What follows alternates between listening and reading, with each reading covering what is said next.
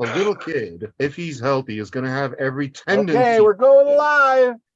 Here we Hey, go. 1, 2, 3. You're live. Hello and welcome to another day in the Milky Way. And tonight we got a great show about teaching and learning with our guest, Dalibor Suchy, and my co-host, Lucky Stone. Thank you for coming. Welcome, welcome. And we're going to have a good discussion about teaching and learning. As we were just talking about, I hated to interrupt you because we were having a great behind the scenes discussion about who passed what and who failed what. yeah. And As many of you people know, I failed physical education in senior year of high school and I had to go to summer school for it. But because there was no actual summer school for it, I had to mandatorily volunteer as a volunteer for the Red Cross. And since I was so physically ungainly, which I still am, the Red Cross put me to work as like an accountant, basically. So it was like adding up figures, stuffing envelopes. Well, that was probably more your style. Yeah, You know, yeah. They like don't. Well, and that's what I was saying. I says, boy, we got more in common. Now, Lucky, because I failed gym class too, and I had to take it over in high school there because the teacher didn't like me. Had to take back-to-back classes. They didn't have a summer school, so you just had to take it over the next year. And Lucky, you're just nodding your head. What, you were probably like some superstar athlete or something.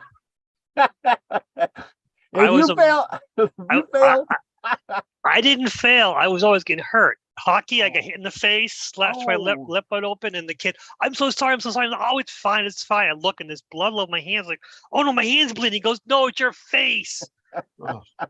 I dislocated a thumb once. I never failed because the teachers felt so bad. Because I was when every year had to run around. It was like a 1 mile the field. They run around the field. Yeah. And rather than, because I could be somewhere in the middle. I didn't see. I was always with the back with the other kids. I felt so bad with them. They go, "Oh, don't leave me behind." No, I won't leave you behind. You're my friend. I ran with the the slowest kids. They're just like, "Oh, you gotta do better than this. You gotta do better." And I'm like, "Why? He's gonna be last." And of course, the last big kid, he was actually a football player, and everyone else is so far ahead, and I'm with him. Glad you were so late. And I'm like, I didn't want to leave him behind. Yeah. But that was one thing about that big kid. Really, kind of, gave me respect from me. No one ever bothered me in high school. I was a small, skinny kid, but no one ever bothered me because I was big friends with the big linebacker. There you go. That's the way to do it. Don't feel bad. I was at the back of the running 600-yard dash too, always in the end. Well, see, I think as regards physical education and physical sports, I think a real eye opener for me was my friend in sophomore year. He was injured in an extracurricular activity. He was doing javelin and he fell. After he threw the javelin, he fell and he injured his hand. And his finger got so badly broken in so many places that he had a choice: either have it amputated or fused permanently in like this position. Oh wow! So he chose the latter. He had it fused permanently in like a bent position like this. Yeah, all because of a stupid sport like javelin. I'm like, come on. Well, and that's so true. I remember so many of the kids that they went out for football and stuff, and they always ended up with a bad knee or a bad ankle, or they're coming in. Oh, I hurt my shoulder, and I'm thinking, I never had any of that. Yeah, And I wonder what those kids are doing today when they were all wrapped up in knee braces and things like the arms, shoulders, things. What are they doing today now that they're like 55 or so?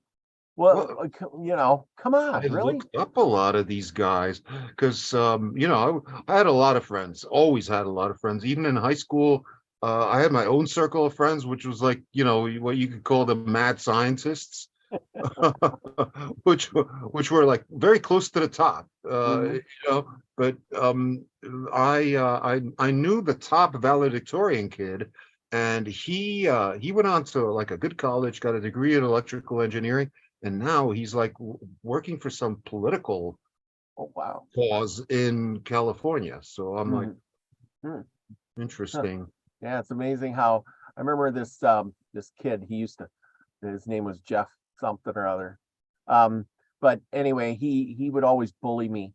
And I still got scars from it today on my hand where he would take a pencil and he would come up and and stab me with it, and the lead thing would break off. And he was, oh man, I had, and he like, oh man, and he'd do that all the time and knock me down and do crazy. He was a kind of big, heavy set kid, big Mhm. bully all the freaking time. And then, oh, after we got graduated and stuff, a few years later, I seen him, and here he's the coin guy for the vending machines. He shows up where I was working, and he's like, "I'm here to fix your, get your vending machine and collect your change." I'm like, Mhm. dude, that's what you really? Yeah, Yeah. all that education, I'm all running that. I'm running a golf course. I'm Mhm. the manager of a golf course, and you're a vending machine guy. You know, In other words, based on my research, I'm looking up all these people. The people you thought would be the most likely to succeed didn't. yes. It's pretty much the people who got along with everybody who were most successful, I would say. The I don't know. I hate to put myself on a pedestal, but I think I did better than most of them. Mhm.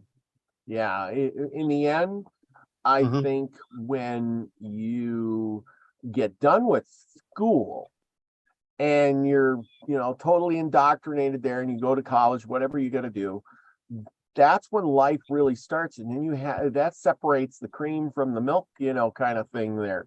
That's Hmm. where the kids that were bullies that were getting along, and they were just riding on the backs of everybody else, all of a sudden, hey, you got to get a job. And at that job, they don't care. You're not becoming a bully there. You get Yeah, fired. yeah, Lucky, exactly. you concur? Oh, absolutely, absolutely. It's it's weird. In high school, I'm actually kind of connecting with some of the people I went to high school with, through Facebook and stuff. Mhm. Um, and a lot of them just floundered.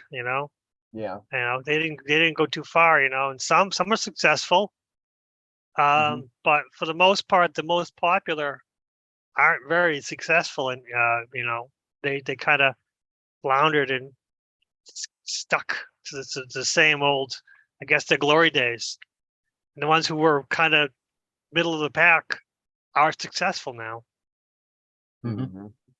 Yeah. See, in my situation, as Robert pointed out, I'm like the only person out of our circle of friends that actually became a teacher. But that was more like due to happenstance. It's not like I really wanted to, not like that was ever my overarching goal. In 1991, I moved out of the United States after having graduated high school and college and all that. And one of the first things I did was I got a job as an English teacher, which a lot of Americans who move to Europe do. I moved to Czechoslovakia or Czech Republic back then.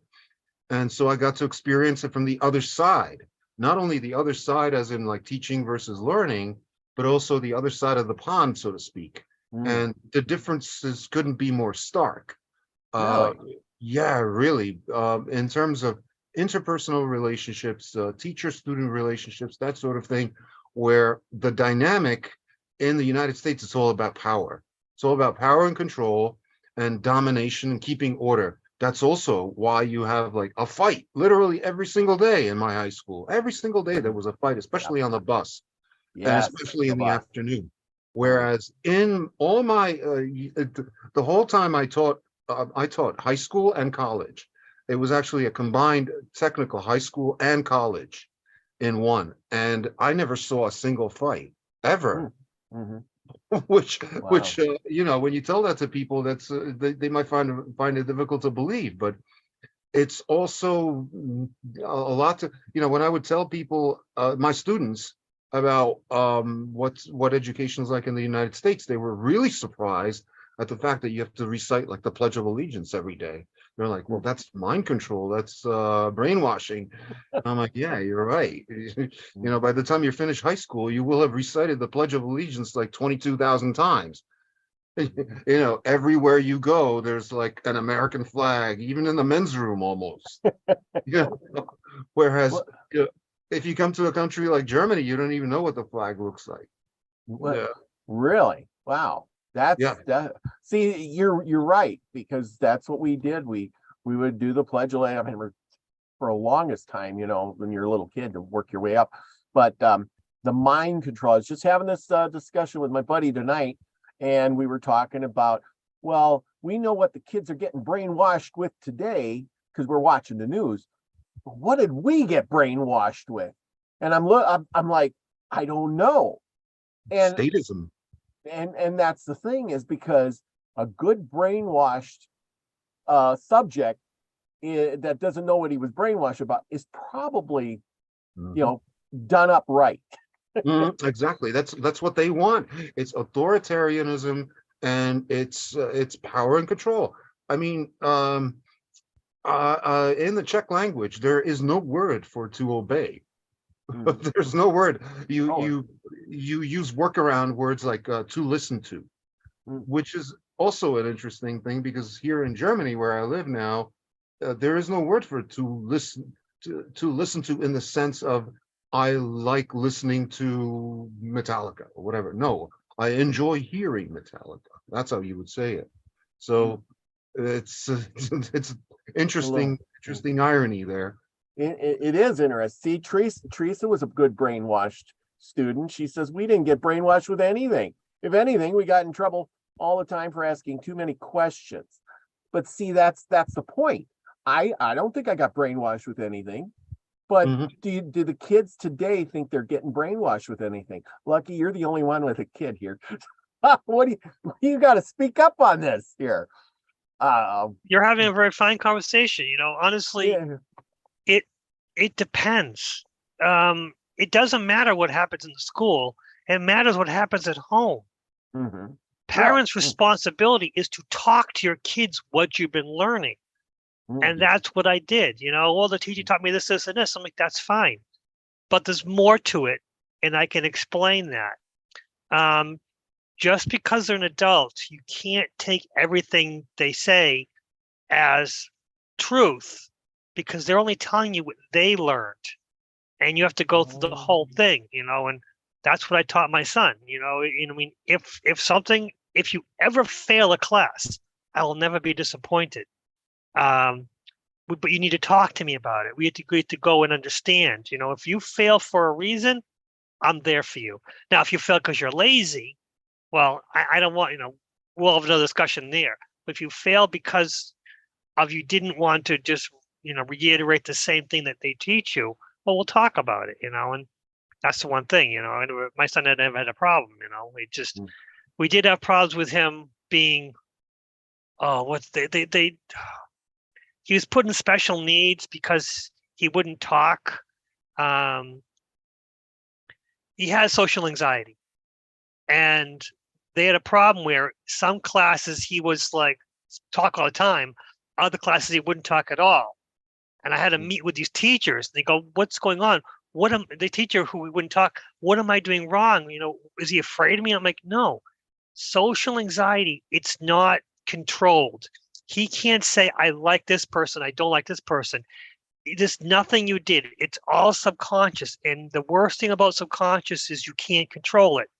So you might be doing everything right, and it still doesn't click. And then one day, maybe 3-4 months from now, it might click and he's able to talk more. It's nothing you did. It's just something in the environment that can't be identified, and it's not your fault. At that moment, the teacher was all nervous, because she's afraid that I'm going to rip her to pieces, because I was actually kind of known as a difficult parent, because I was always asking questions and getting involved. And then, she went from a nervous to, she calmed down, and then we began to talk. And I'm just like, anytime you want to meet to understand, but, you can't really make him think why he doesn't like you. He doesn't dislike you at all. It's just the environment of the classroom. She was an English teacher. and he did fine as long as writing. But speaking in class, he had trouble, and he knew all the answers. He knew how to, literature. He knew what happened in the story. He could write down everything, but volunteering was a problem. Well, math and science and computer, he's a computer whiz. Never had a problem. I told him you have to pay attention in English because you need English in order to communicate. In order to communicate with other people, you got to write emails that are. You can't just write emails that are expected. Simple. You need to give a full story so people ask you multiple times. Because I got to learn to use my lessons to help him. Because I know that communication sucks in the industry. People know what they want. They type in their email, they send it off. And then I'll receive the email and say, what is this about? I have no idea. And they go explain everything to you. It's right in the email. Well, for me, I say, okay, this is what you gave me. This is what I understand. And this is where it's wrong. Please put me in the right direction. Well, when I write an email, I say, okay, this is where I start. This is where I need to be. And this is what the problem is, and everyone loves my communication. And that's why I teach my son that this makes life a lot easier. If you have social anxiety, you don't want to deal with people, through email, make it clear and concise, you deal with less people, But yeah, kids have trouble. Yeah. I'm that bad email guy. I've done that numerous times with the guy calling me up and saying, what did you mean? And it sounds good when I write it down in my head. But I'm not getting the message across either. So I know exactly what you're talking about. But it sounded good in my head. But that's the problem, is that you have a full conversation in your head and you write down some of it. Yeah. And you figure they'll understand the rest of it because, they're intelligent people, right? No, that's another problem, is you cannot expect the other person to know what you know. Yeah. They're supposed to. That's really important, which is my son, who's brilliant, but sometimes it's hard for him to express what he knows, to get things done. He'd rather do it himself, which is my problem. Yeah. But you can't always do that because you'll end up being overworked. I agree. Well, and see, this is important because this is how the kids are nowadays, I guess, from your description. Whereas when we didn't, when we went to school, we didn't have those computers. We had to do everything. We had to. You can't even see it anymore. It's all Villery. Yeah, there you go. But the thing is, we had to communicate, like talk, write a note, letter, but most of the time it was just talking, and you had to get and being brave to get in front of the class. Oh my God, that was terrifying. Who would have ever thought that later on I would go on to be a ham, and jump in front of the crowd and give speeches and stuff. But sure. Well, in my situation, I excelled at English out of an overcompensation, out of a need to overcompensate for the fact that I was an immigrant, and I was sick and tired of being berated for that. And especially in high school, kids can be pretty cruel. And I had a couple of even teachers saying, not teachers necessarily, but why do you talk so weird? So as I got into high school, it also coincided with the fact that I started hanging out more with less with like the immigrant crowd and more with like real Americans. And that's how I was able to improve my language skills to the point where I almost completely lost the Dracula accent, which coincided with my development of like a better and clearer thinking capabilities. Because in order to formulate a thought in another language, you have to think like that person. You have to think like an Anglo-American, whereas you would say it differently in, say, Czech. You would say with fewer words in a slightly different manner, and that's why knowing a different language expands your thinking capabilities and also makes you a better thinker. In my opinion, that's also one of the main reasons why I became an English teacher, is because in today's internationalized world, knowledge of English is absolutely crucial. Because anybody who's worth their salt, or an expert in their field, is always going to speak English, no matter what country they live in. And if you were if you were to compare like the amount of human knowledge in the world to a meter stick, well, the amount of that knowledge that's in Czech is maybe 1 millimeter. Okay, because we're a nation of 10 million people, so we're kind of small. And unless you speak an international language like English, which is the most popular and widely spoken international language, you have no chance.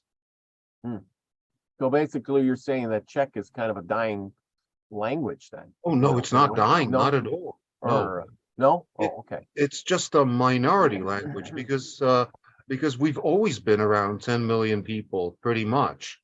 So our population is pretty stable. We have a very small, negligible diaspora, which means most of the people who do emigrate wind up coming back anyway. And by doing so, they enrich like that's also one of the reasons why Czech Republic, even today, is one of the is the wealthiest country in Eastern Europe, has the highest standard of living, highest GDP per capita, the whole bit, because we speak English for the most part, and German, and French, and Russian. Because unlike the American educational system, where you have to take at least one foreign language for 2 years, at least it was in New Jersey, in Czech Republic, you have to take 2 foreign languages for 4 years. Wow. 2 foreign languages, and one of them has to be English, whether it's your first foreign language or your second foreign language. Wow. When us Americans are stupid. When I was there, taking a foreign language was an elective. So, I took 2 years of Spanish, didn't learn a whole lot, but a few words here and there, but I can remember. But for the most part, it was just a fun class to go to, it really didn't mean a whole lot. But anyway, Steve Bow has something to say. He says, as a high school teacher, so you can relate to this, definitely. As a high school teacher of 30 years, wow, congratulations, Steve. I can tell you kids today are vastly different from kids 10 and even 5 years ago. We truly have lost something. Unmotivated kids, parenting makes all the difference. So, Lucky, I guess you're right. There's no guess about it. It's 100% that kids need to come to their parents and rely on them, because the school, you say the school's brainwashing the kids. Yes, school might be brainwashing because that's their only source of information. The parent's job is to teach your kids. Parent's job is to be there for your kids. So that brings up another question. So these kids that say their parents didn't work with them, which seems to be most of them nowadays. You may be one of the exceptions, but it seems like the parents don't put a lot of effort into it. What about those kids when they get done with school and they're trying to teach their kids or something? They're not going to have those parenting skills. Like, I can remember my parents yelling at me and saying, do this work, and sitting down and helping me with some, spelling or adding or doing something. Whereas now, do the parents even know how to do that? Well, most of the time they just, at least in my day, they would just turn the TV on and expect the TV to raise the kids.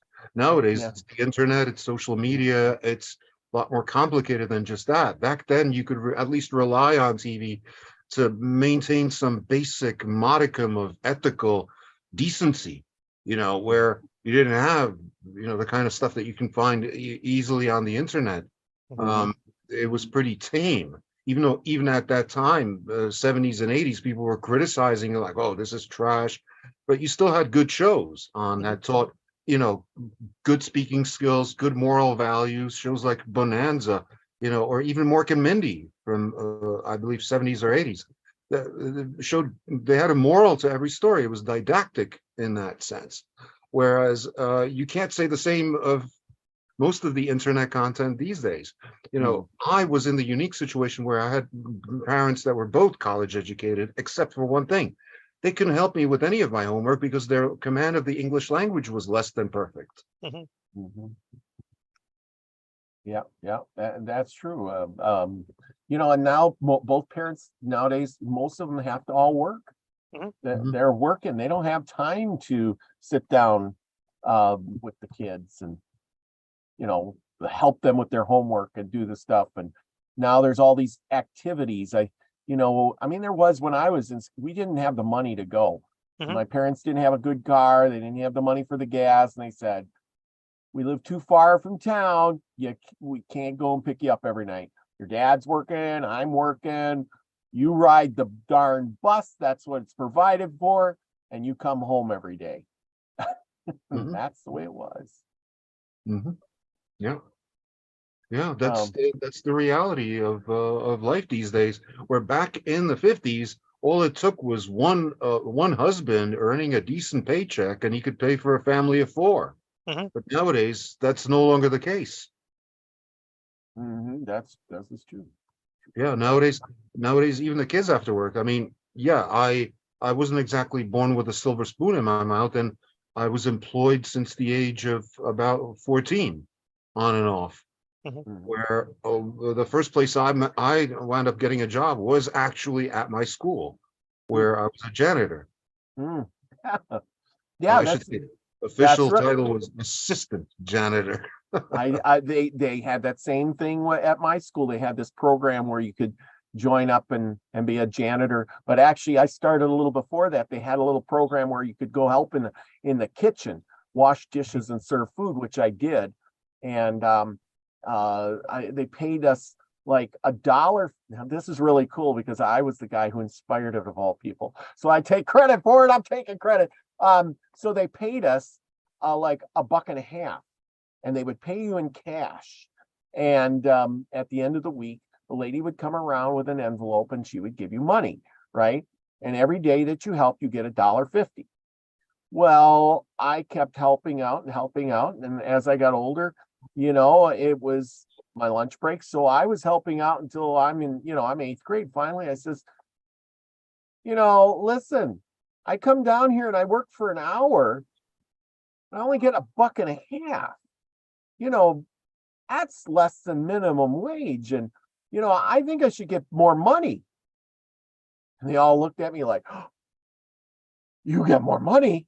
And they all ran back to the office and, had a little, what, about 2 weeks later, we're paying everybody $3.50. And I was like, wow, I got a raise. Yeah, I was making minimum wage, which back then was 3.35 an hour, and but it was interesting because I'd get paid by paycheck, Mm. which meant that I had my own savings account, which you could have even if you weren't 18 or whatever, and it was always a trip because they'd see like the issuer, which was Archdiocese of Newark, which sounds kind of strange, you know. Mm. Wow. Well, hey, but that's the thing, they had, you were an ambitious kid. You Mhm. wanted money, you had to work. I did the same thing. I signed up for the janitor thing, and I was scrubbing the toilets and picking up the garbage and doing whatever that janitor guy pointed at. And it was a good thing. And to make a few extra dollars, it was the other kids were all off to sports. And I'm Mhm. thinking I'm paying for my gas well, this was by this time I had a car. And so, it was a half hour after school. So, I could Oh, yeah. drive I home. mean, that's what got me started in investing, actually, because I Really? was I was buying like silver, I was buying silver coins, but I Hmm. was also buying things like apple juice, yeast, and sugar, and making my own wine. Wow. Yes, Your yeah, backyard scientist that you could yeah. drink. I was secretly making my own clandestine wine, and at one point even making champagne because I figured out Wow. how to do it. Hmm. And yeah, I was getting drunk off of it since the age of like 14 on a regular basis. See, And I did it without having to ever set foot in a liquor store. see, now that is learning. That's what I was talking about tonight. There's the Practical chemistry. idea. Yeah. Well, and see, this is the thing. Do you go to school? This is my big question. And I know Steve Bow is in the house and he's the 30 years of teaching. I hope he chimes in more than a couple of times. Anyway, the thing is learning and teaching, learn and I thought, I went to all these years to school. Did I just memorize things? or am I learning stuff? Mhm. And what did I learn and what did I just memorize? Because, when you get out of school, you think, what did I learn? I went all them years for what? Yeah, sure, I can read and write a little bit and do some math, but really, did I learn anything? I'm like this empty slate. Mhm. Mhm. That's what I felt like. Yeah. But Yeah. Exactly. Yeah. It's mostly memorization of stuff that you'll never ever need. Like, do I need to know what the pyruvic acid process is, or the five cell stages of cell mitosis? No, I don't think so. I don't have to know about the War of 1812 or about iambic pentameter or any of these other things, that have never served me. Maybe, I don't know, to uh, be an interesting person at parties, pick up chicks. I don't know. mhm. Well, and that's the thing is what did okay, what this is a question for both of you, but what did interest you in school and what did you take a liking to back then? What sparked your interest? Was it the math class, English classes, or was it the history classes or biology? For the most part, none of it. For the most part, what I would do is I would make use of the school library in the mornings, and I would read like the Barron's. I would read like Financial Times, both halves of the political spectrum, the New Republic, the Nation, that sort of thing, because that's what interested me. And they didn't teach us anything about finance or about investing or stuff like that. So I wound up going to garage sales and buying books on the subject, on books like, vividly remember The Economics of Futures Trading by Thomas A. Hieronymus, still a classic. Um, and yeah, Wow. yeah, That would have not been on my reading list, but I yeah, know. now we know why you got where you're at and I got where I'm at. Yeah, yeah, because But I took an interest in it, because I figured, if they say that imitation is the sincerest form of flattery. Well, I figure, okay, if the elites are doing it, if they're putting their money into things like stocks, then maybe I should be doing the same thing, or real estate. And that's what I wound up making the most amount of money on. See, now that was what you just described is true to me, seems as true learning Yeah. versus memorization. Lucky, what inspired you, and what how did that go? Unfortunately, my reading got me into trouble. My first freshman year of high school, I took geology and earth science, and we were learning about the planets. And our school book was older, so the teacher was teaching out of the school book. But I read Cosmos, so when it came to the planets, I started writing stuff down on the tests, answering stuff, and I did terrible because I answered from what I learned from the Cosmos book rather than it was in the book itself. So I did not do well in neuroscience, and it actually held me back in the science classes. And next year I took biology, did terrible in biology because it's the same teacher. Again, she taught to the book rather than, actually anything. So then I left that and did physics in exemplary, top of the class in physics and chemistry. So I confused the school. My favorite classes was history. I loved history. I loved learning about it, but I had the right teacher. I had standard English, but I had advanced history, which confused the school because they wanted advanced history and advanced English together at the school. But I wasn't very good in English because my penmanship was terrible. We didn't have computers back then, so I had to write everything down, and my penmanship was terrible because I broke fingers in gym. Taking gym was actually it held me back because my fingers were not the best because it may be hard to write. I should have learned to write with my left hand, but no, that's a long story though. I didn't do well in gym because I broke things. That's a different story entirely. See, they should ban that gym class or at least modify it. Or I'm just a something. clumsy kid. That's all. Yeah, I was a clumsy kid. But that's what I'm saying. Kids always get hurt in gym class. I mean, And then there's the kids who just aren't cut out for that. Like, even though I was a big guy, I just wasn't cut out for gym class. It didn't do good. I didn't know how to play the games. And when I went home, I was all by myself. So I didn't have anybody to play with. So that made it, like, how do you throw the football?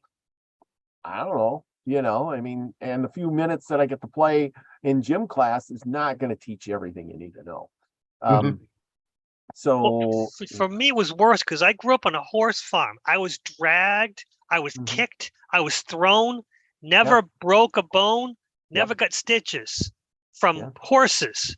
But Yeah. school cut my face open, cut my hand open, broke my fingers. Never broke a big bone, but small things. So I got injured in school, but never horses. I mean, like I said, I got kicked in the chest and thrown. Only thing I had was 2 bruises shaped like horseshoes. Yeah. And of course, Yeah. my mother was like, "You shouldn't have been standing there." Like, yeah, I shouldn't have been standing there. You okay? Yeah, I think I'm okay. Yeah, bruises. Yeah, I'm okay. Yeah. Yeah. Oh, I can agree. I'm right there with you. We had horses too, and man, I fell off so many times. I got bucked off. I fell off. I got kicked. I got stomped. I did all those. I was tough as nails, though. I could wrestle that cow to the ground and flip it over just like they did the steer wrestling, But then when it got to school and they were like, tackle that guy, I just wasn't into like hurting people. Yeah. I just, I don't want to do that. I like go home and shovel fill the manure spreader up or something like that, but anyway, it's besides the point.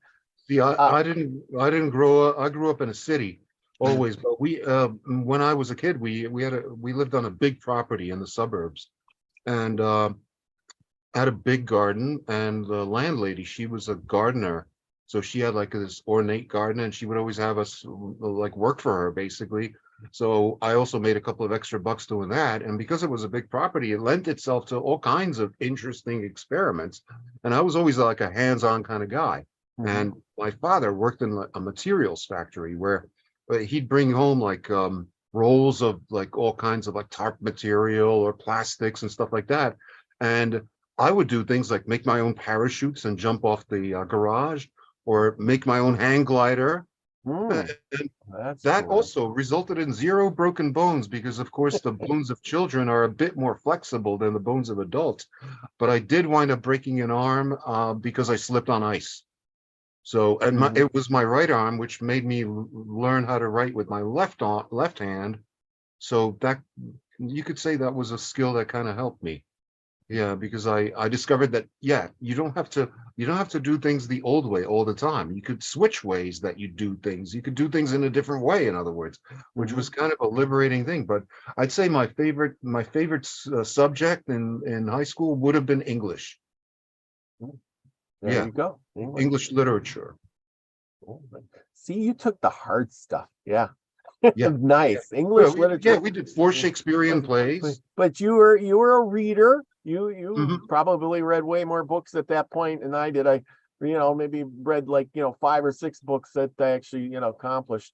But I just was not into I was more hands-on with the horses and being outside, and because I didn't have the environment you had either. So we had outdoors. And didn't want to sit around in the house, but there, when things were calling outside. Speaking of that, Steve Bow chimes in and he says, remember, he's a teacher guy.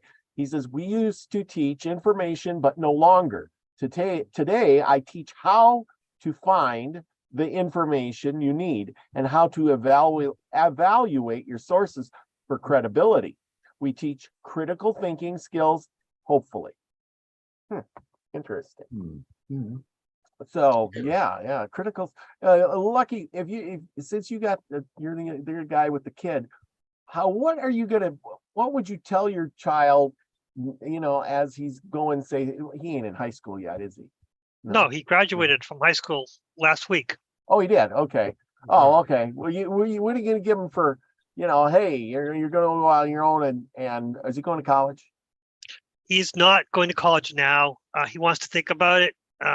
Because he's, like I said, he's taking computers. He's advanced. He was in a tech school, where they taught him how to programming and stuff like that. So Mhm. he's got certificates in programming. And after some talking to friends of mine who kind of do that in their field, they said college will not teach him anything.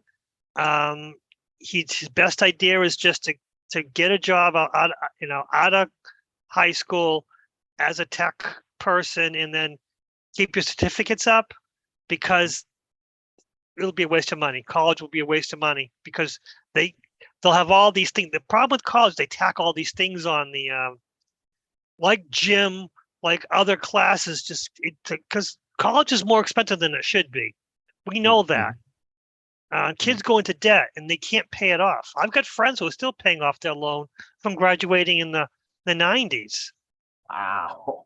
Yeah, And the kids now can't, they're going to be paying till their retirement. College is too expensive, and they got to do a better job of it. And it's things as kids leave college and they get, minimum wage jobs because they can't get anything in their field.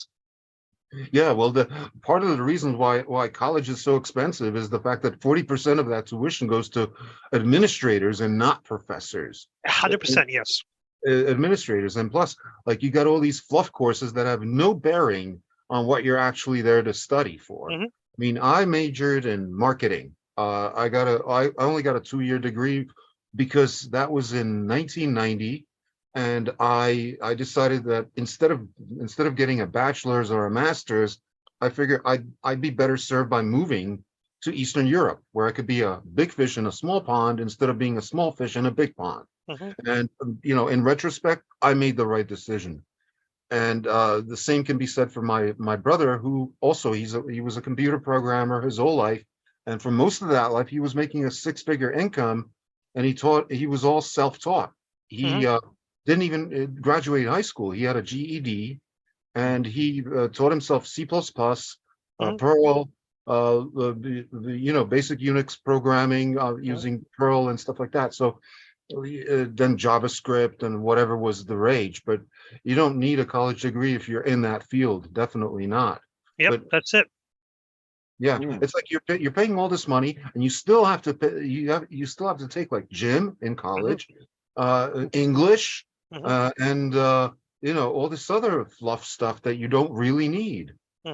That's the truth right there. Yeah, and that's the thing, is he goes to colleges actually fall behind because the certificates are always changing constantly year to year.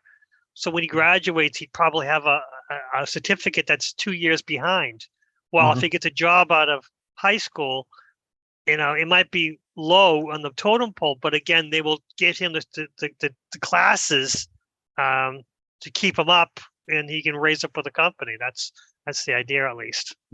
Sure. I mean, if he can demonstrate that he knows like a certain programming language that the company is like working with, like, I don't know, Haskell or whatever, then he's got a job. You don't need anything else other than like a demonstrable knowledge of whatever that company is using. Yeah, that's absolutely true. And it's if you, and a lot of that's just if you apply yourself. Like me, I've always been a worker, and I'm sure you guys have too, but you apply yourself and you do the work. And I notice, like, at my job, we hire these young kids and they don't apply themselves. They don't want to work extra. They, they're watching the clock. It's time's up. I'm going home. Job done or not. And, I'm old school. You show up on time, you work your day, you do your things. You don't call in sick every day. Even though these jobs give us all these sick days, those are for being sick. People, I just tired. I don't feel like coming in. Oh, I'm this, I'm that, blah, blah, blah, and it's like, they're always calling in. They're using all their sick days. They're doing this, that. And it's like, you're supposed to come in and work. That's how you make money. And you're like, yeah, whatever. They're not enthused about learning the job either. I can teach, say, do this, that, and the other. But how do I get them to learn what if they don't focus, they don't want to, it just doesn't seem to go in, I mean, I don't know. What See, is it about people? yeah, you can't really force somebody to learn. You can only you can only hope that they absorb some of what you're actually teaching. And that's pretty much the way I approached my job as a teacher was, I even said it to my students. I said, if you fail this class, I'm not going to be mad at you. I'm just going to fail you. That's all. I'm not gonna, just slam the table with my fist or make faces at you or anything like that, or talk to your friend. No, you'll just fail. Which means if you take an active interest in this class, which I recommend you do because of its utility value, not only for your job or your career or any entrepreneurial ambitions you may have, but also for your personal life. Let's say you're interested in music. Well, there's a lot of music coming out of the United States. There's a lot of movies coming out of the United States that you may be interested in. And usually that's the hook that got a lot of kids interested in, is like they took an interest in, say, some band, some American band, and like, what do these lyrics mean? And I'm like, okay, well, that's a figure of speech. That's, and that's a segue into an actual learning experience for them.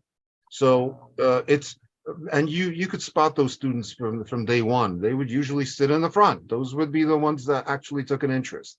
The ones who didn't, the ones who would fail, they'd sit all the way in the back, and they would be like secretly reading newspapers or Yeah. writing notes to each other or whatever. See, it's interesting that I went to an all-boys school, and when I was a teacher, I taught at an all-boys school. It wasn't all boys because it was like supposed to be that way, but it was an engineering high school and an engineering college, and most engineering students tend to be boys, men. There were like 4 girls in the whole school, and I didn't have any of them in my classes. So I know what it's like to be like a student, and I know what it's like to be a teacher on both sides of the continent. And like I said, the difference is like night and day, where you could say that the Czech kids demonstrated a lot more originality and creativity and actual interest in the material itself, whereas the American kids, they were just like you were saying, Robert, just doing a job. It's my job to go to school here. I'm just gonna do it from 7:30 to 2:30, and that's it. Yeah. Job's over. I'm going home, watch TV, play video games. Steve Bow says, where was it? Oh, our high school offers lots of vocational education. We train in mechanics, robotics. Ooh, that's kind of interesting. Building trades and agricultural. He says that our kids go to regular high school in the morning and then go to vocational training in the afternoon. Now that's interesting. That could be good because kids nowadays, I don't know. I mean, I was in high school, I got bored after a while. It was like I wanted to do more. I learned stuff, but it was the same old thing. Do this, and it's just a repetition thing. And like you said, I want to learn, and instead I'm just memorizing, and I want to get my hands on stuff. I would have loved to, do stuff. I guess that's where I found out where I like history and I like the science stuff, where they mix stuff together and a little bit of chemistry crap and things like that. I like to see how things worked. Reading, I believe it or not, I read more now than I did when I was younger, but now I have an interest in reading versus back then. The books that they gave you to read were, whatever, like you said, you went to the library to get the financial papers and finance books and because that's what interests you, versus I would have never picked that up. The other thing is that having come from a communist country, my parents kind of prepped me for the whole high school and the whole educational experience by being themselves very suspicious of authority, very suspicious of the educational system, even the Catholic educational system, because as I mentioned before the show, I went to Catholic grammar school and Catholic high school. And they were warning me of like communist influence, because even back then, my parents, which they still are to this day, you could be called conspiracy theorists. And so, at the age of 12, I read like Gary Allen's None Dare Call It Conspiracy, Creature from Jekyll Island by G. Edward Griffin, books like that. And we also subscribed to the Spotlight, which was a newspaper that was kind of like oriented in that direction, like a libertarian newspaper, you could call it. Mm-hmm. So you could say that I was suspicious of it myself, having come from a communist country, that Mm-hmm. that's one of the ways that they get people to go along to get along, is through the educational system as well as through the mass media. And like I always pointed out, even back then, obedience is not a virtue.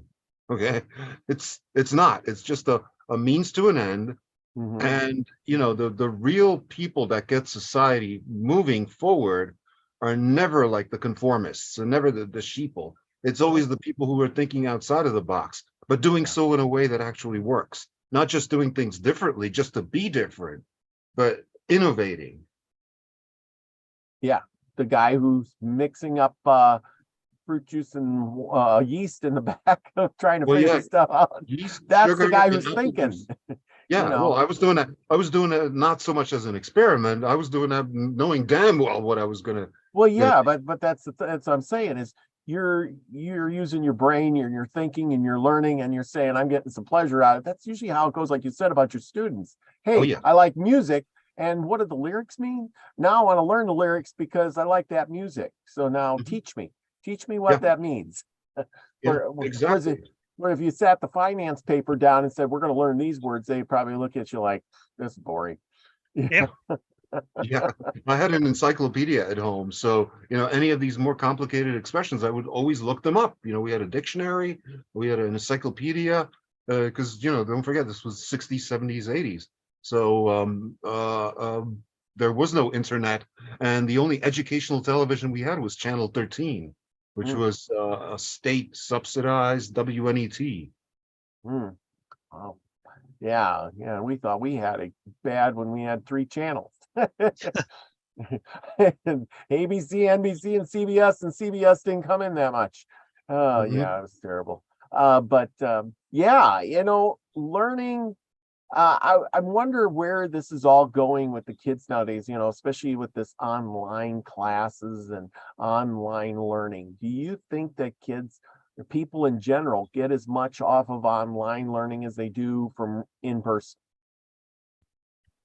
Well, see, yeah, they might learn the subject matter, yeah, and they might learn it to the same degree as they would in person, but they don't get the social skills that come along with an in-person class, because it's not just learning how to deal with the teacher, how to, the social graces, not Mhm. being an asshole, not causing a disruption, not being selfish, and farting or whatever.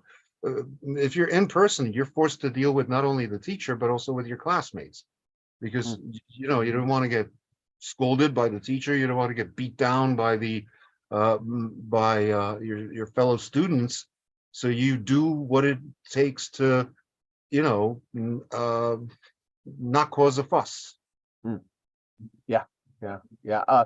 Lucky. So during the lockdowns and stuff, did your son he stay at home or did he go to in person learning? Which way was it? And did it affect him either way? I believe sophomore year and half of junior year, he had to do uh, from home, that kind of thing. And I Mhm. believe junior year they kind of rotated where they were. Was it right when the pandemic? They had to do like half the kids on and half the kids off, and they worked out. Did did you notice any difference in him? Did he social skills wise, like you said, wasn't good with communication sometimes. Did that affect him, you think, later on? He Or actually, unfortunately, that's when he excelled. He just learned to deal with his ability, oh, and he never had a problem. It just kind of it clicked in during the pandemic, time mhm. wise. So Oh, when he went back to school in person, there were no more problems. He was excelling in all his classes. No nice, problem nice. anywhere. Even English, he didn't have any problems in English either.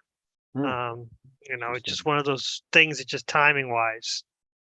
So that my son is not a good rule for how some kids, because some of the kids, I was also much more involved because they would have like monthly meetings, how the kids were going. And, you know, the kids who do hands-on stuff, the robotics kids, the kids who are doing the, you know, craftsman, wood shop and metal shop, cars, art kids, they were languishing because the art kids, these kids needed to be hands-on. And they want to say, hey, can we just come in small groups and do this? Because they couldn't be taught online, you know? Right. Yeah, That's the thing. You can't teach auto mechanics online. Yeah, No, that's none of those hands-on stuff could be taught online. Well, my son was a programmer, so everything he could do was programming, you know, and the special help thing. The school day was expanded just so the kids who need special help, and it just worked out better because although they would these all through computers, and they also had it required that the kids, if you're going to be in class, you had to have your camera on because some kids would turn their cameras off, and they were, you know, they said, okay, camera off means you're absent. You could, if you turn your camera off, you become absent. That was the rule. And a lot of the parents fought back, the kids fought back, but the school said, no, we need guarantee. We need faces. I know it's hard, but you know, you might be in your pajamas and everything. It's fine. There's so many of you, you know, we'll never be able to make you out anyways, but we need your faces and you're present, you know. That's one of the things that you never heard about. No schools did that. A lot of schools just gave up. Kids wanted to just turn their camera off, fine. So that's one of the things that the school my son went to, they changed that rule, that no, if your face isn't here, you're absent. That's it. And that pissed a lot of parents off because, you know, the kids, of course, didn't want to be on the screen. Yeah. I see Steve Bow says, my experience during COVID was that online learning didn't go over well.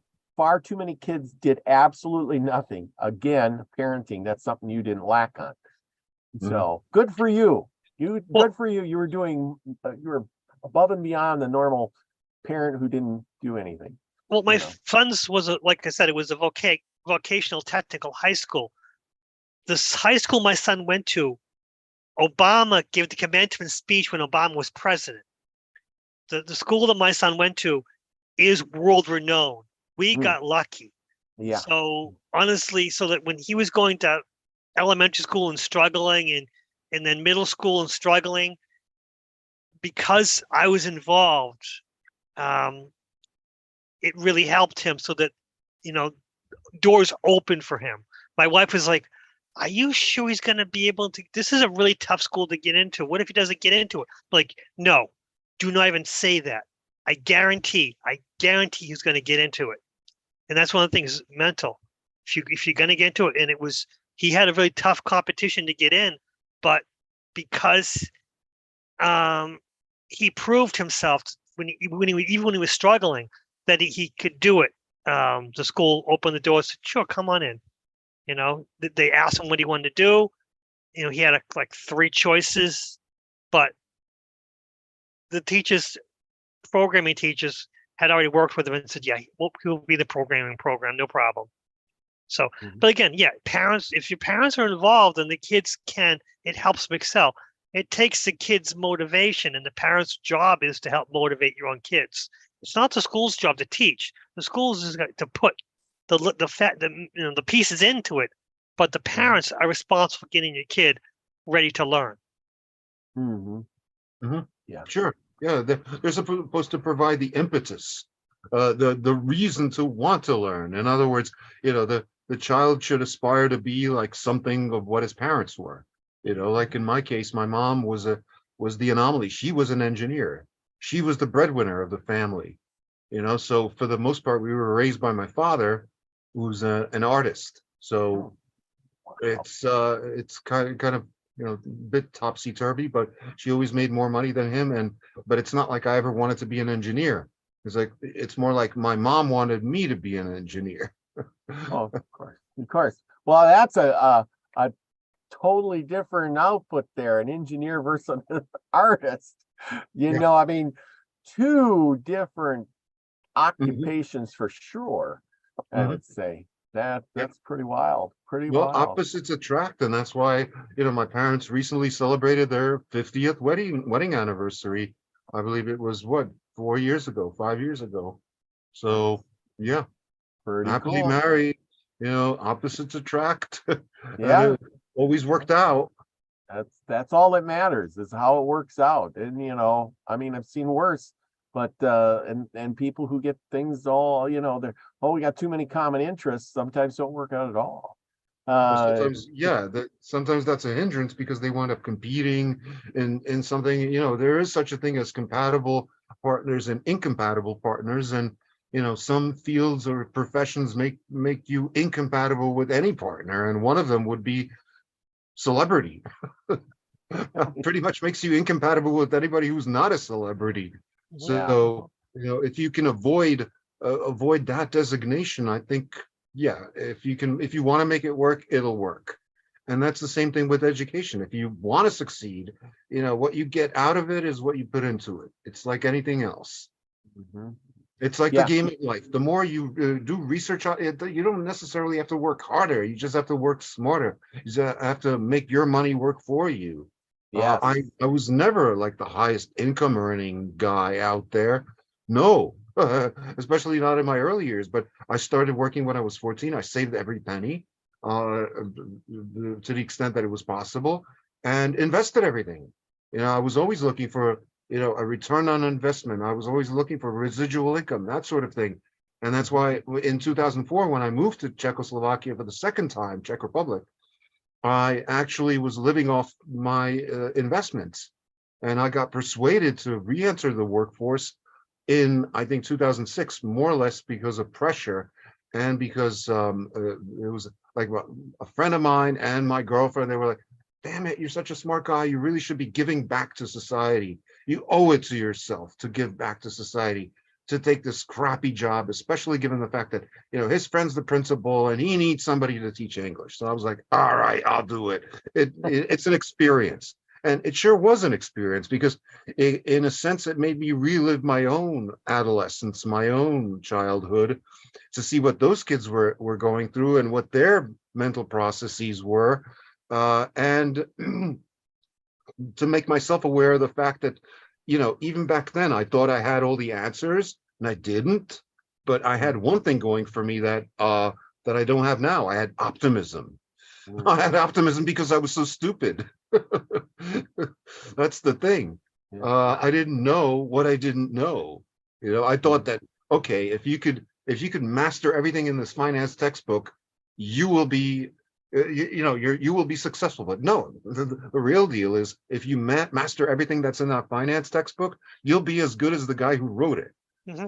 And in other words, you'll be as good as some professor, which Yep. is never like a very, very high earning profession. No, it's not. It's always the people in the background, people in the back office, the people writing the algorithms, the people making the trades, executing the trades, that sort of thing.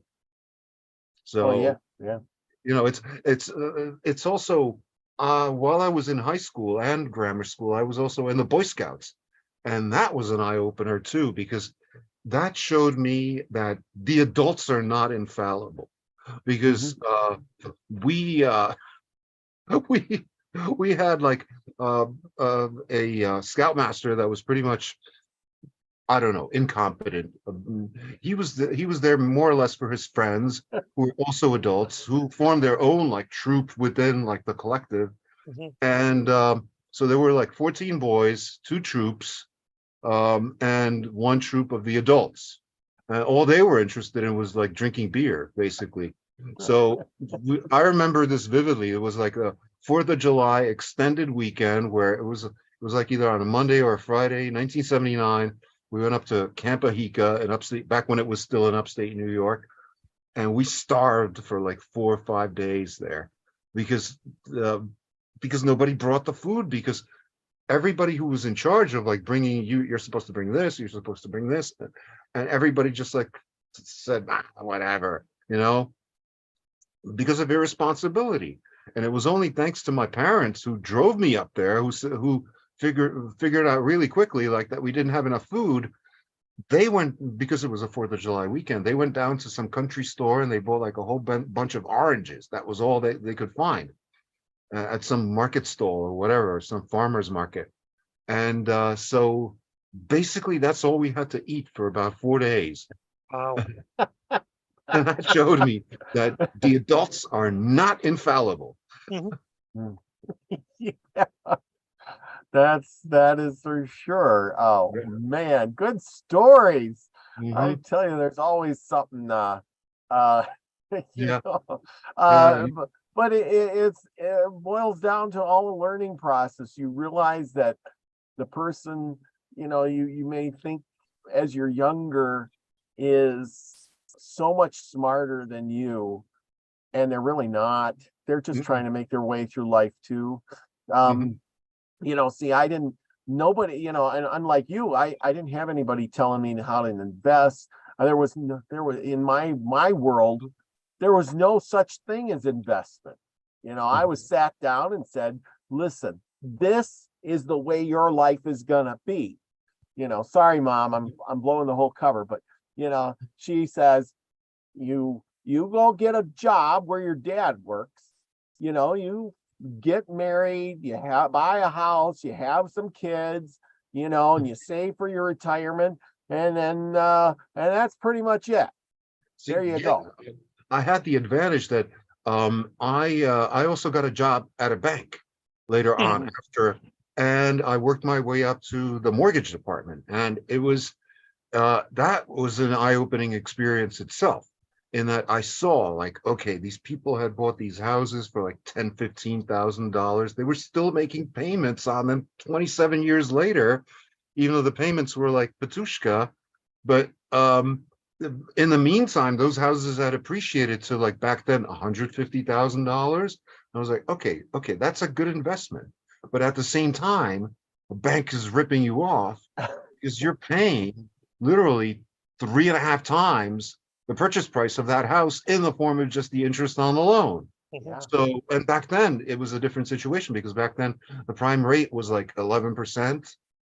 So it was a totally different ball game to what it is now, which, a lot of the young people might not even believe me when I tell them that prime rate was 11.5%. And when it went down to 11, everybody was like, oh my God, what's that going to do? Are our jobs threatened? Yeah, and now if the rate was 11.5% or 11, just 11%, the houses wouldn't sell for 3, 4, 5, $600,000 anymore, because you would never make enough money in your lifetime to pay for them. You would Well, be 90 years old that's and you'd be saying, one. I'm going to sign it over my kids and he can keep making payments on it. Well, that's one approach to cost valuation, okay, to a present value calculation. The other one would be the rentals, and the rentals, the prices go up and down, but rentals, they never go down; they always go up. And same with a couple of other prices. Same with taxes. So, if you look at it from a valuation standpoint of taxes, so if you're renting a property out for $1,000 a month, which today is nothing, you're making $12,000 a year on it, which, if that was 5%, would be $700,000. Okay, that's what that property is worth if you're making $1,000 a month on it.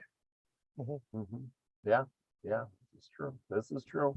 Unfortunately, places are getting so expensive. The average mortgage payments like $2,200 now, and the average, this is just the average countrywide, is like $1,800 a month for a rental, and I'm thinking, holy cow, well, not everybody's paying that, I know I ain't paying that, but still, it's just the point that that's a lot of money. Yeah, that's one of the biggest rip-offs ever. And that's why, I'm happy to say I was never a renter. Never. Yeah, that is a big throwaway of money, and I know I'm doing it now. I'm renting and I'm throwing that money away, and I'm thinking, I'm trying to live as cheap as I can, because I'm trying to catch up to where you were when you were younger, because yeah. I didn't have anybody telling me to invest and learn. that way. Lucky, I don't know about you. Did you know any about this stuff when you were younger? Did you just kind of like, free sale, kind of just get a job and do what you got to do? I just struggled, credit. I don't own a credit card now, but I mean, credit cards are over 20% now. I can't believe that. Back when I had trouble, which I was like 10, 12%, I thought was bad. That's when I said, I'm paying off all my credit cards. I got to find a way to do it. That's a racket. Credit cards should not be over 20%. And that was Clinton who did that. Clinton, a Democrat, for the people. He took that restriction off that credit cards couldn't be over 20%. Yeah, Can't believe that. He also got rid of the Glass-Steagall Act, which made the banking industry into basically a big casino. Unbelievable. Yeah, totally unbelievable. See, and that's the other thing. I never had a credit card. Never. I always paid for everything by check or cash. Oh, yeah. Well, I always paid for everything in cash too. But when I came out west here, everything, you got to have a card because there's a lot of places where there was no attendance, just a machine, and you want to get gas, you better have a card, so I got some credit cards. And then that's actually when I came out here and I started actually making money for the first time in my life, where I made more money than I took in more money than I was actually spending. And I was like, oh boy, this is the best thing in the world. I was always just trying to keep my head above water. And now I have credit cards, but I pay them off every month. I put everything on them. I'm buying, I put everything there, and at the end of the month, I pay it all off. That's what I do, because I don't want to use my debit card, because if I want to know everything that I spent money on, and I pay it off every month, and there's no interest on that. Well, and it's good, I think, to use the credit card, because if you get hacked, which I have been hacked with my credit card before, they cancel those items. Whereas if it's my debit card, I'm SOL. Exactly. That's exactly right there. That's exactly what's happening. So that's why I have a credit card, but I know every single purchase on that because I pay it off every month.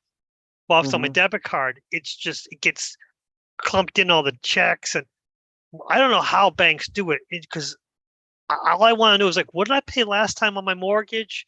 I pay the same thing every month, but no, I have to punch in the same, because I do have electronic. I pay my mortgage through my bank, but I have to punch in what I think $1,100 with that, because it's bundled with my insurance every month. But they don't make it. Should be easy. It should be like, okay, pay the same month last month. Boom. No, they make it more difficult. So that's why I have a credit card to pay, to buy food and gas and everything that I pay off every month. Yeah, but I don't have a continuing credit, because that's just a racket itself. Oh, yeah. It is. And see, that's the one thing that's missing from the curriculum of the public education system. They don't teach finance. They don't teach economics, at least not when I went to high school. They don't. They teach sciences, they teach history, languages. I had to take theology, phys ed, of course. None of that really served me, in practical terms. All the stuff that actually did wind up serving me, I learned myself. Yeah. Yeah, the hands-on effect. And the real world effect. Like, I remember in school, we had the civics class or something, and we had to pretend write out checks, and well, big deal. In 2 seconds, you can teach somebody how to write out a check or address a letter. But, come on, you put some money in the bank and you write out a check, and all of a sudden it bounces because you didn't add your numbers together. You learn real quick about how much money you got and what you should do. Same thing with investments. I mean, if you start out small, like let's say you're trading stocks or you're doing options or whatever, you could. I taught myself a lot about like how margin works and stuff like that. But until you get your first margin call or your second or your third margin call, and you realize that margin is a huge scam, then you'll never really get the message, so to speak. When you're using your own money, exactly as you pointed out, you really get the message and it sticks. That's That's why I tell people, like when I was a stockbroker and then when I was the director of the stock exchange, I would tell people, like retail customers, like do not do anything with margin. Do not, because from my position, I could follow every single one of the clients of the company, and I could see what they were doing, and I could see how much money they were making and losing. And 99.9% of all the margin customers, they were losing not just money, but they were losing usually everything. Okay, that's one of the big secrets. So if you want to like do what the rich people do, they don't do margin, they don't do day trading or anything, any of this bullshit. They buy and they hold. They buy dividend stocks. They buy blue chips that pay a dividend every single quarter or year or whatever. In an industry that everybody needs, things like the food industry, the construction industry, whatever, telecommunications, oil and gas, that sort of thing. But they don't play around. They don't play around with their money. Yeah, that's those day traders where it's like a big casino they talk about it as. Oh yeah, especially it's like I said, especially if you're trading on margin, which means you're using somebody else's money. The minute the value of your position gets to zero, they take all your money. Wow. Well, now that we learned all about that, I hope everybody enjoyed that in and of itself. What I just said there is worth a lot of money. Okay. That's true. I want to learn more. Anyway, thank you, Grandpa Brian. He says, great show. Have a wonderful night. He's heading to bed. Musgrave Griffin, thank you for coming. She says her house cost 155,000. I sold it for 310. My parents' first home cost 12.5. Oh my gosh, doubled their money in a couple of years. Well, there you go. Anyway, Steve Bowe says my dad worked at the same factory for 42 years, and that's not possible today. Yeah, because businesses come and go nowadays so fast. Gaza Cavs in the house, all the way from Australia. Mary Wins, thank you for coming. Teresa Dienton, I think she's heading to bed. She says night, Robert, Lucky, and Dalibor. And but she stayed most of the show. Anyway, I'm sure, it's on the East Coast, so it's late there. But Pamela Jean was in the house. She says, I love the school libraries. And Steve O'Sharet was in the house. Anyway, he came back. I haven't seen him in a while, but thank you for coming. Great night. Mark the Arc Spark. I don't know if you're here yet. And Pa Joe was in the house.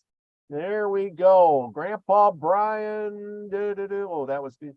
I think I mentioned. Okay. Lori Elderkin. Yep. I hope you're still here. But anyway, I think I got everybody. Thank you all for coming. What a great night. Lucky, thank you for joining in and explain a little bit about kids and how you're managing with your son. And I'm glad he graduated, and I hope he becomes a success. Now, one last thing for you, as you send him out into the world, what's your biggest, what would you tell him if you had some few words to inspire him, to, as he moves out into the world, become an adult like all of us? Use awkward silence as your tool. I have learned my biggest lesson is people love to talk. And if someone says something that makes you uncomfortable, like, oh, you know that, or everyone knows this, don't be convinced that, oh, yeah. No, you have two options. You say, no, I don't understand what you're talking about, or you say nothing. Saying nothing and looking them straight in the eye makes them talk more. And that is something that I've learned at every meeting I've ever been to. Whenever someone gets ridiculous and either I don't know what the hell they're talking about, or they're making me uncomfortable. And that's gaslighters, big people who want to show how powerful they are will do that. And I say to him, my son, never let someone intimidate you. Your best bet is if you feel like you're being intimidated, say nothing and put it on them to fill in the blanks. Awkward silence is a tool. If you can use awkward silence which us social awkward people are very good at not talking. Yeah. It's a wonderful tool. In other words, turn everything you have into an asset. That's right. That's what I told. I told it when we were talking about his special needs. I'm like, no, it's an asset. We just need to learn how to use it. Yeah. And I would say, okay, anytime you hear the phrase, 99% of all scientists agree, that's only true after they censor the ones that don't. 100%. Exactly. You're right. So always look at both sides of the situation and always try to figure out, like, if something's being censored, why? Who stands to gain? Yeah. Silence is a virtue sometimes. Definitely is. I've been there, done that. You're spot on. Good information for the kid growing up. If he takes your words of wisdom, he'll go places. Well, but thank you all for coming. Dalibor, it's been great. I've learned a lot tonight. I wish I was learning some of that finance when I was a kid. If somebody would have just sat me down, and stuff. I was busy doing stuff like Lucky, getting on them horses, getting fucked off, feeding the animals, having a good old time, because those were my first jobs. I mean, yeah, I did the golf course and stuff, but then I worked at like every single riding stable there was, and did all the horse stuff, breaking and training for years. I did that. I even had my own riding stable, but I was having fun and you were making money. Big difference.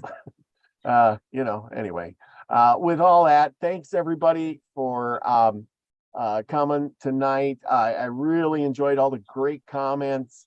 And if you have more, leave them in the comment section after the show. Check out the description and stuff like that. But anyway, thank you all. It's been a wonderful night. And with that, remember, go out and do something nice. Teach some kids some good words, like, and good wisdom.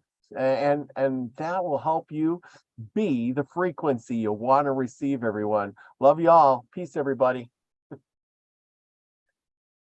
And there we go. Another show in the bag. Woo-hoo!